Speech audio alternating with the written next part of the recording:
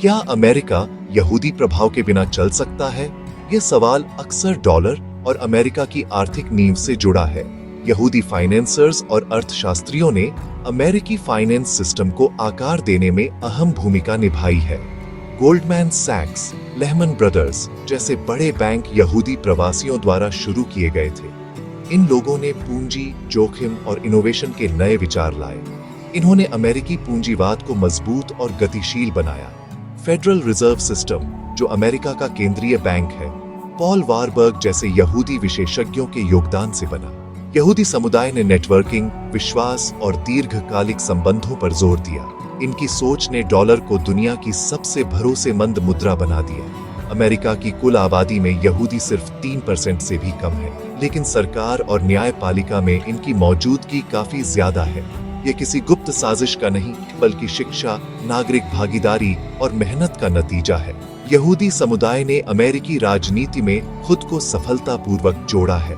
AIPAC जैसे संगठन अमेरिकी इजराइल संबंधों को मजबूत करने में अहम है। ये संगठन पारदर्शी तरीकों से, जैसे चुनावी चंदा, नीति शोध और लॉबिंग, अपना प्रभाव दिखाते हैं। अमेरिका इजराइल संबंधों को एक रणनीतिक संपत्ति के रूप में पेश किया जाता है। कुल मिलाकर एक छोटी सी यहूदी आबादी ने अमेरिकी अर्थव्यवस्था और राजनीति में बड़ा योगदान दिया है। यह प्रभाव मेहनत, शिक्षा और नेटवर्किंग के कारण है, न कि किसी गुप्त शक्ति के कारण। यूनाइटेड स्टेट्स और इजराइल का मिलिट्री रिश्ता एक डीपली सिम्बायोटिक पार्टनरशिप है, जो अमेरिकन मिलिट्री इंडस्ट्रियल कॉम्प्लेक्स को प्रोफाउंडली बेनिफिट करता है।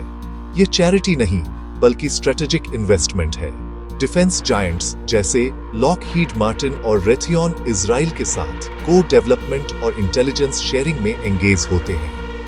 इजराइल अमेरिकन मिलिट्री टेक्नोलॉजी के लिए एक रियल वर्ल्ड लेबोरेटरी है, जहां नई वेपनरी लाइव कॉम्बैट में टेस्ट होती है।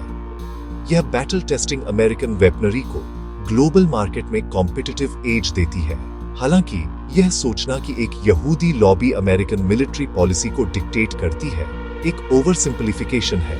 अमेरिका ने इजराइल के अलावा मिडिल ईस्ट के अन्य देशों को भी भारी मिलिट्री एड दी है। यह रिश्ता एक स्ट्रेटेजिक अलायंस है, जिसमें अमेरिका सीनियर पार्टनर बना रहता है। यह आरोप कि यहूदी लोग मीडिया को कंट्रोल करते हैं एक पुराना और परसिस्टेंट एंटी सेमिटिक ट्रॉप है, जिसे 1920 के दशक में हेनरी फोर्ड ने प्रमोट किया था। आज ये थ्योरी डिजिटल एज में हॉलीवुड, न्यूज और टेक इंडस्ट्री में यहूदी व्यक्तियों को टारगेट करती है। हकीकत यह है कि अमेरिकन मीडिया विशाल, डाइवर्स और फ्रेगमेंटेड है। 20वीं सदी में एंटीसेमिटिज्म के कारण यहूदी प्रोफेशनल्स को कई इंडस्ट्रीज से बाहर रखा गया था, जिससे वे मीडिया और फिल्म में गए। उनकी सक्सेस पार्टिसिपेशन का नतीजा है, डोमिनेशन का नहीं। यहूदी कम्युनिटी खुद भी पॉलिटिकली, सोशली और इकोनॉमिकली डाइवर्स है। वे अमेरिकन मीडिया के कॉम्प्लेक्स फैब्रिक का हिस्सा हैं और उनका प्रभाव सिस्टम के भीतर इंटीग्रेशन से आता है, न कि कंट्रोल से।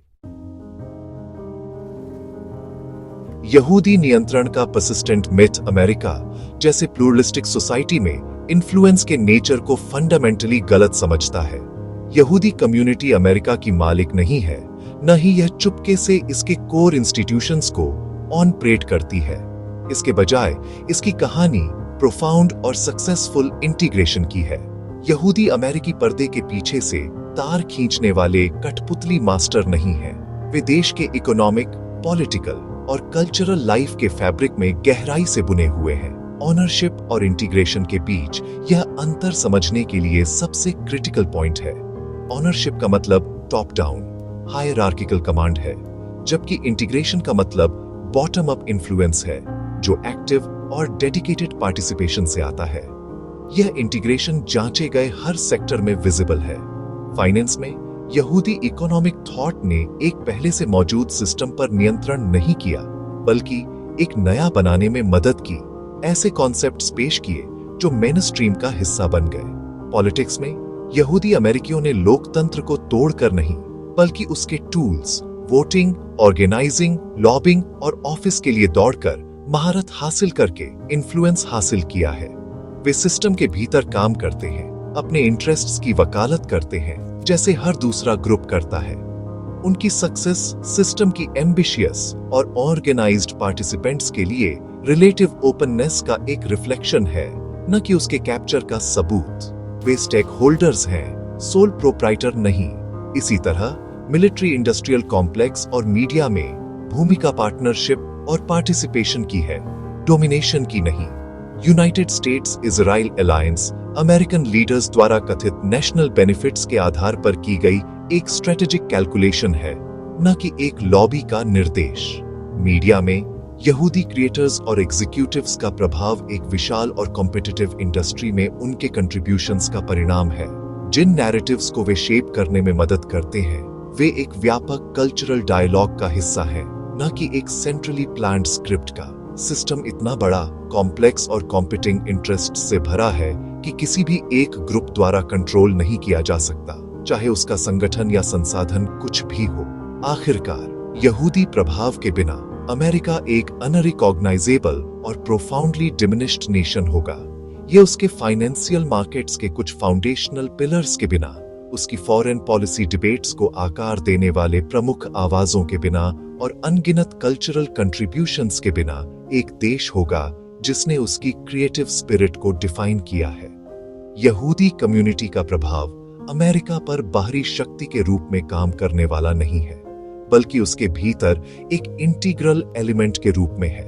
वे अमेरिकन सिस्टम के मालिक नहीं हैं, लेकिन वे बिना किसी सवाल के एसेंशियल शेयर होल्डर्स और आर्किटेक्ट्स हैं। यही असली अंतर है और अमेरिका में यहूदी प्रभाव की सच्ची कहानी यही है।